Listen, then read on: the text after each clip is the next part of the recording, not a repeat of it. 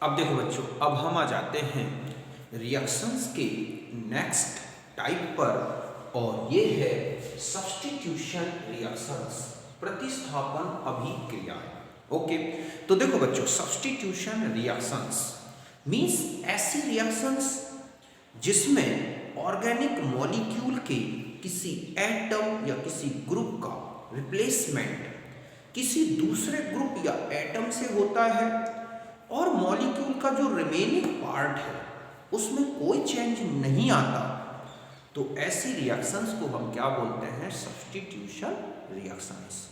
समझ गए बच्चों कि ऐसी अभिक्रियाएं जिसमें कार्बनिक अणु के किसी परमाणु या समूह का जो प्रतिस्थापन है वो किसी दूसरे परमाणु या समूह से होता है, और अणु का बाकी जो भाग है उसमें कोई चेंज नहीं आता, तो ऐसी रिएक्शंस को हम क्या बोलते हैं बच्चों? Substitution reactions.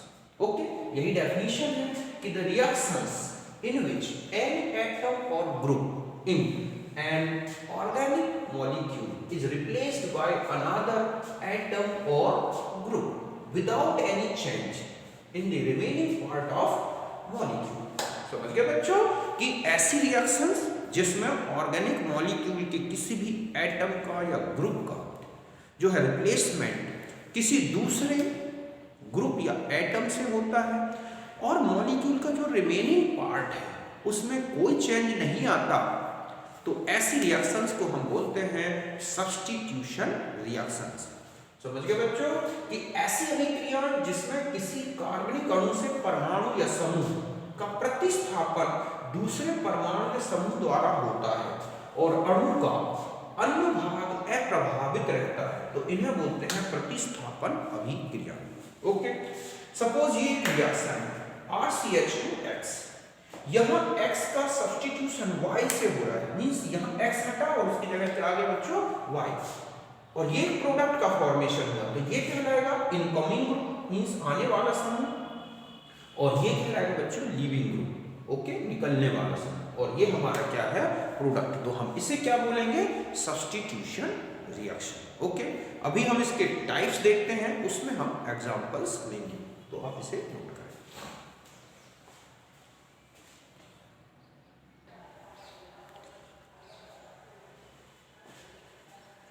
अब देखो बच्चों, अब हम आ जाते हैं टाइप्स ऑफ सब्स्टिट्यूशन रिएक्शंस, प्रतिस्थापन अभिक्रियाओं के प्रकार। तो देखें कि जो सब्स्टिट्यूशन रिएक्शंस हैं बच्चों वो 3 टाइप्स की होती है। ओके, कौन कौन सी है ये देखो। फर्स्ट है न्यूक्लियोफिलिक सब्स्टिट्यूशन, नाभिक स्नेही प्रतिस्थापन। एक होगा इलेक्ट्रोफिलिक सब्स्टिट्यूशन, इलेक्ट्रॉन स्नेही प्रतिस्थापन, और एक है फ्री रेडिकल सब्स्टिट्यूशन, मुक्त मूलक प्रतिस्थापन। हम इन तीनों सब्स्टिट्यूशन रिएक्शंस को डिटेल में विद कैरेक्टर्स, मैकेनिज्म और इनके जो भी इंपॉर्टेंट एग्जांपल्स हैं उनके सहित लेंगे। ओके, तो फिर स्टार्ट करते हैं। सबसे फर्स्ट मैंने ली है न्यूक्लियोफिलिक सब्स्टिट्यूशन रिएक्शंस। समझ गए बच्चों कि हम ये फर्स्ट लेंगे न्यूक्लियोफिलिक सब्स्टिट्यूशन रिएक्शंस। देखो, न्यूक्लियोफिलिक सब्स्टिट्यूशन मींस ऐसी रिएक्शन जिसमें ऑर्गेनिक मॉलिक्यूल के किसी ग्रुप या एटम का जो सब्स्टिट्यूशन होगा वो न्यूक्लियोफाइल से होता है बच्चों। न्यूक्लियोफाइल तो आप समझते हैं, पहले ही बता चुका हूं, नेगेटिव चार्ज स्पीसीज या इलेक्ट्रॉन रिच स्पीसीज जो बॉन्डिंग में अपना एक पेयर, इलेक्ट्रॉन पेयर देकर और बॉन्ड फॉर्मेशन करता है वो कहलाता है न्यूक्लियोफाइल। तो ऐसी रिएक्शंस जिसमें किसी भी ऑर्गेनिक मॉलिक्यूल का जो एटम होगा या ग्रुप होगा वो एक न्यूक्लियोफाइल द्वारा सब्स्टिट्यूटेड होता है, मींस इसमें जो इस रिएक्शन में जो इनकमिंग ग्रुप है वो भी क्या होगा? न्यूक्लियोफाइल, और जो लीविंग ग्रुप है बच्चों वो भी न्यूक्लियोफाइल है, बट इनकमिंग जो न्यूक्लियोफाइल है वो ज़्यादा स्ट्रॉन्ग होता है, मींस वो वीक जो लिविंग ग्रुप है, लिविंग जो न्यूक्लियोफाइल है उससे कहीं ज़्यादा स्ट्रॉन्ग होता है और उसको हटा के स्वयं जुड़ जाएगा। तो ऐसी रिएक्शंस को हम बोलेंगे न्यूक्लियोफिलिक सब्स्टिट्यूशन। ये वो रिएक्शन है जिसमें निगेटिव को निगेटिव हटाता है, इलेक्ट्रॉन रिच को इलेक्ट्रॉन रिच हटाता है। समझ गए ना बच्चों? तो ये कहलाती है न्यूक्लियोफिलिक सब्स्टिट्यूशन, कि ऐसी अभिक्रियाएं जिसमें कार्बनिक अणु के परमाणु या समूह का प्रतिस्थापन जो है ना बच्चों वो किससे होता है? नाभिक स्नेही समूह से, मतलब जिनमें या तो ऋणावेश हो या कुछ इलेक्ट्रॉन धनी समूह। तो इन अभिक्रियाओं में आप देखोगे कि नाभिक स्नेही जुड़ेगा, मतलब इनकमिंग ग्रुप भी नाभिक स्नेही होगा, जो हट रहा है वो भी नाभिक स्नेही होता है। बस इतना जरूरी है कि जो इनकमिंग न्यूक्लियोफाइल है वो ज्यादा स्ट्रॉन्ग होना चाहिए किससे? जो लिविंग न्यूक्लियोफाइल है। ओके, तो यही डेफिनेशन है कि the substitution reaction in which group और atom of an organic molecule replaced by nucleophile is called nucleophilic substitution. Means incoming group and leaving group both are nucleophile in reaction. समझ गए बच्चों? ऐसी प्रतिस्थापन अभिक्रिया जिसमें कार्बनिक अणु के परमाणु या समूह का जो प्रतिस्थापन है वो किसी नाभिक स्नेही समूह से होता है, अर्थात आने वाला समूह और निकलने वाला समूह दोनों नाभिक स्नेही होते हैं। सपोज ये एक रिएक्शन है एल्काइल हैलाइड के साथ RCH2X, ये भी नेगेटिव चार्ज में हटता है, ये है न्यूक्लियोफाइल। तो ये इस ग्रुप को सब्स्टिट्यूट कर रहा है, ये हटा और ये बाहर आ गया, तो ये बन गया RCH2Ni+X। अब न्यूक्लियोफाइल अभी हम पहले भी पढ़ चुके हैं और आगे देखेंगे, OH-, Cl-, OR-, SH-, NH2-। आप देखोगे बहुत सारी न्यूक्लियोफिलिक सब्स्टिट्यूशन जो है हमें एल्काइल हैलाइड में, अल्कोहल्स में, ईथर में, इसके अलावा एसिड डेरिवेटिव्स आप जाओगे तो वहां पर भी आपको न्यूक्लियोफिलिक सब्स्टिट्यूशन दिखेगा। ओके, तो बहुत सारी रिएक्शंस हैं जो न्यूक्लियोफिलिक सब्स्टिट्यूशन से रिलेटेड हैं, लेकिन मेनली आप देखोगे जो न्यूक्लियोफिलिक सब्स्टिट्यूशन रिएक्शंस हैं बच्चों, वो हमें एल्किल हैलाइड में बहुत ही कॉमन दिखती है, क्योंकि हैलाइड ग्रुप बहुत अच्छा लिविंग ग्रुप होता है। ठीक है, सपोज CH3 CH2Cl प्लस यहाँ पर KOH एक्वस लेंगे, ये इस तरह से सब्स्टिट्यूटेड होगा, तो CH3 CH2 यहाँ क्या आ गया OH प्लस यहाँ क्या आ गया KX, तो यहाँ ये माइनस था ये प्लस था, ये माइनस, अब आप देख रहे हैं माइनस यहाँ पर और माइनस इसके साथ चल रहा है। ठीक है, तो ये है hydrolysis of alkyl halide, just ऐसा ही CH3 CH2 ये है OH प्लस HCl माइनस ये माइनस। ओके, तो यहाँ पर ZnCl2 की प्रेजेंस में आप देखोगे कि CH2Cl प्लस यहाँ पर H2O, तो अल्कोहल्स में भी मिलेंगे आपको, तो ये था एल्काइल हैलाइड। अब बहुत सारे एग्जांपल्स देखेंगे, अल्कोहल्स में आपको दिखेंगे, ईथर्स में चले जाओ CH3O C2H5, यहाँ कोई एक समग्रुप ले लेंगे हम यहाँ पर CH3 प्लस, अगर आप यहाँ HI की रिएक्शन कराओगे आप देखोगे पूरा ग्रुप हटेगा और ये इसके साथ आएगा, तो यहाँ क्या बन जाएगा CH3I प्लस CH3OH, तो यहाँ पर भी ये न्यूक्लियोफाइल है, यहाँ ये न्यूक्लियोफाइल है, ये पूरा ग्रुप हटा। जस्ट ऐसा ही आप देखो CH3COOHCl प्लस H2O, तो यहाँ से ये हटेगा, ये यहाँ आ जाएगा, क्या बन जाएगा CH3C_OH प्लस HCl, यहाँ ये CH3, तो ये क्या था ईथर है, ये क्या है एसिड हैलाइड है। ओके, CH3CO, और यहाँ पर अगर हम देखें कि OC2H5 प्लस H2O, तो ये ग्रुप यहाँ से हटेगा माइनस, और ये जो माइनस ग्रुप है ये आ गया, तो ये भी एक क्या है सब्स्टिट्यूशन है। ओके, तो यहाँ पर हो गया COOH प्लस C2H5OH, तो ये बहुत सारी ये एस्टर्स के साथ है, एस्टर है, अमाइड है, एसिड हैलाइड है, एनहाइड्राइड्स है, तो ये सब क्या है बच्चों nucleophilic substitution reactions. Means organic molecule का एक न्यूक्लियोफाइल हटता है तो दूसरा न्यूक्लियोफाइल उसकी जगह पे आता है, माइनस को माइनस सब्स्टिट्यूट करता है, इलेक्ट्रॉन रिच को इलेक्ट्रॉन रिच सब्स्टिट्यूट करता है। तो ऐसी रिएक्शंस को हम बोलते हैं क्या सब्स्टिट्यूशन रिएक्शंस। अब हम ये देखेंगे कि जो न्यूक्लियोफिलिक सब्स्टिट्यूशन है इनकी मैकेनिज्म के बेस पर इसके कितने टाइप्स होते हैं। तो आप देखोगे कि न्यूक्लियोफिलिक सब्स्टिट्यूशन के जो मेन अगर हम देखें तो एक आएगा यूनिमोलिकुलर न्यूक्लियोफिलिक सब्स्टिट्यूशन और एक होगा वाई मॉलिकुलर न्यूक्लियोफिलिक सब्स्टिट्यूशन। हम इन दोनों सब्स्टिट्यूशन को बिल्कुल डिटेल में लेंगे, कैरेक्टर्स लेंगे, मैकेनिज्म लेंगे, एनर्जी प्रोफाइल डायग्राम्स लेंगे। इसके अलावा और भी टाइप्स हैं मैकेनिज्म के न्यूक्लियोफिलिक सब्स्टिट्यूशन के, वो हम अलग से लेंगे। ओके, तो यहाँ पर पहले इसे नोट करें।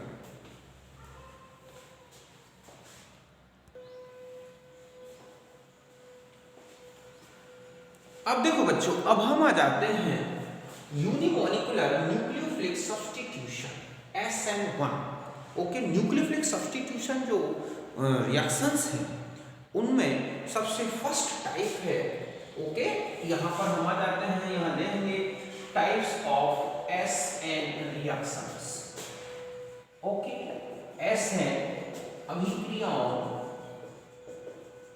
के प्रकार। ओके बच्चों, कि जो न्यूक्लियोफिलिक सब्स्टिट्यूशन है वो मैकेनिज्म के बेस पर कितने टाइप्स हैं, तो उनमें से सबसे फर्स्ट है यूनिमॉलिक्यूलर न्यूक्लियोफिलिक सब्स्टिट्यूशन SN1, एक अणुक नाभिक स्नेही प्रतिस्थापन। ओके, तो देखो बच्चों, SN1 unimolecular nucleophilic substitution means ऐसा सब्स्टिट्यूशन जिसमें रेट ऑफ रिएक्शन केवल और केवल रिएक्टेंट कॉन्सेंट्रेशन पर डिपेंड करता है। ओके, मींस जो रिएक्टेंट मॉलिक्यूल है, हम ये कहें कि the reaction in which only reactant molecule, ठीक है, determine the rate of reaction.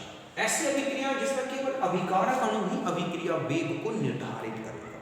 तो ऐसी रिएक्शन में आप देख रहे हैं केवल एक वन मॉलिक्यूल ही RDS है, रेट डिटरमिनेटिंग स्टेप में आ रहा है, तो ये है unimolecular first order reaction. Okay, हम ऐसे लिखते हैं जैसे ये CH3 होल थ्राइस CCl और यहाँ पर KOH एक्वस। ओके, तो यहाँ पर CH3COH प्लस KCl।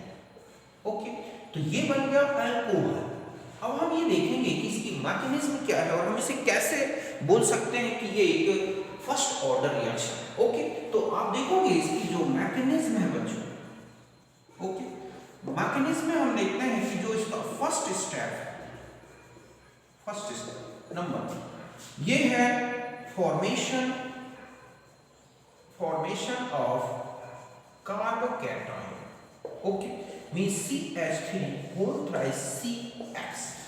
यहाँ एक पोलर मीडियम होता है, अभी हम देखेंगे कौन सा मीडियम इसके लिए जरूरी होगा, तब ये चेंज हो जाता है CH3C plus plus X minus. ये एक स्लो स्टेप होता है और यही RD मींस यहाँ पर हम ये कहें कि जो रेट ऑफ रिएक्शन के CH3 होल थ्राइस, ओके, तो यहाँ पर हमने Cl लिया था, कोई बात नहीं, यहाँ Cl ले माइनस, तो यहाँ पर ये इस पर डिपेंड करता है। आप देख रहे हैं यहाँ न्यूक्लियोफाइल की कंसंट्रेशन का कोई लेना देना नहीं है, means rate of reaction only determine the molar concentration of alkyl halide means reactant.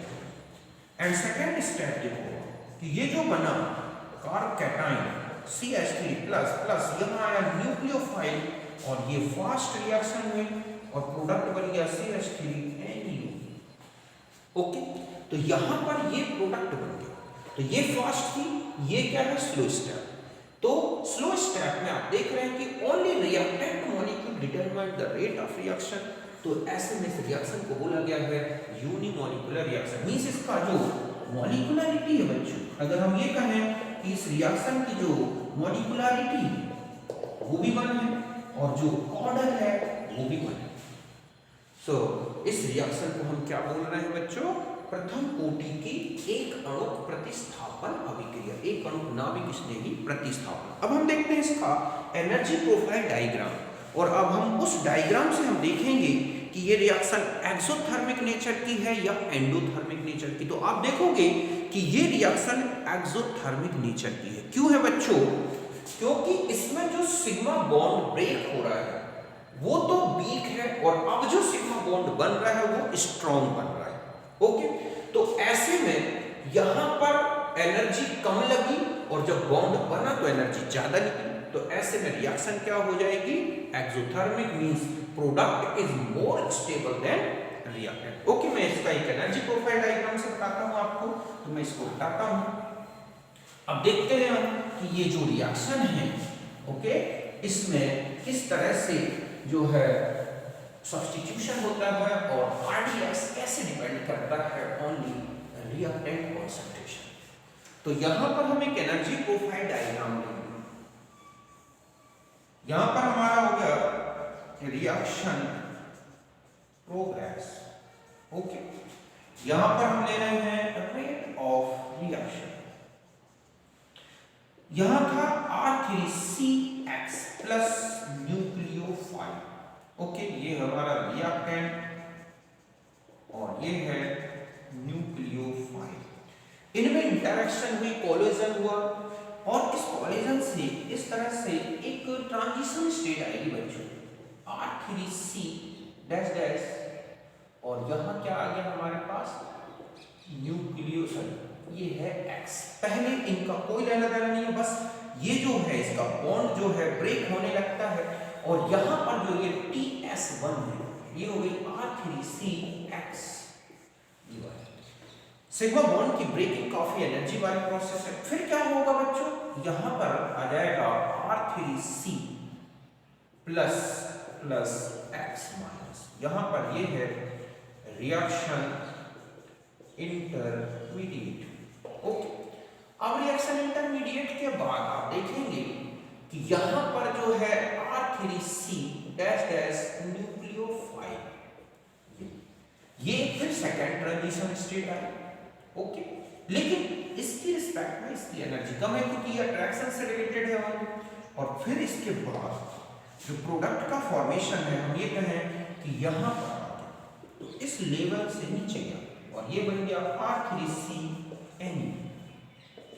तो ये यहाँ पर जो है यही डेल्टा HR है जो कैसा है, negative, because delta HF standard of R3CX means reactant less than delta HF means what, greater than, okay, delta HF R3COH means product। तो प्रोडक्ट में से जब हम रिएक्टेंट की एनर्जी माइनस करेंगे तो ये एक्सोथर्मिक है। कैसी है रिएक्शन बच्चों, एक्सोथर्मिक। तो यहाँ पर जो ये रिएक्टेंट में ये इंटरमीडिएट बना, इसकी जो सिमिलरिटी है वो किसके साथ ज्यादा है बच्चों, इसके स्ट्रक्चरल सिमिलरिटी हम देखेंगे हमन पोस्टुलेट में कि ये किसके ज्यादा नियरेस्ट है स्ट्रक्चरली, कार्बन कर रहे हैं। ओके, फिर ये ट्रांजिशन स्टेट बनी और इस तरह से टू स्टेप। तो हमारे पास यहाँ देखते हैं कि जो TS है वो कितनी है, 2, इंटरमीडिएट कितना है, 1, डेल्टा HF स्टैंडर्ड प्रोडक्ट, ठीक है, less than delta HF standard reactant. Delta H reaction कैसा है, निगेटिव, ठीक है। स्टेबिलिटी की बात करें बच्चों तो stability of product more than, ठीक है, रिएक्टेंट। रिएक्शन का नेचर कैसा है, नेचर, तो ये कैसी है बच्चों, एक्सोथर्मिक, इस तरह से। तो ये इसका एक एनर्जी प्रोफाइल डायग्राम है जिसमें हमने देखा कि 2 इंटरमीडिएट स्टेट्स बन रही हैं और जो प्रोडक्ट है मोर स्टेबल देन रिएक्टेंट। और ध्यान रखें कि अगर ये रिवर्सिबल हो तो K ग्रेटर देन 1 आएगा क्योंकि product more stable then reactant, तो प्रोडक्ट तो बनता जाएगा, रिएक्टेंट तो बनता जाएगा। तो ये है इसका एनर्जी प्रोफाइल डायग्राम, आप इसे नोट कर लें।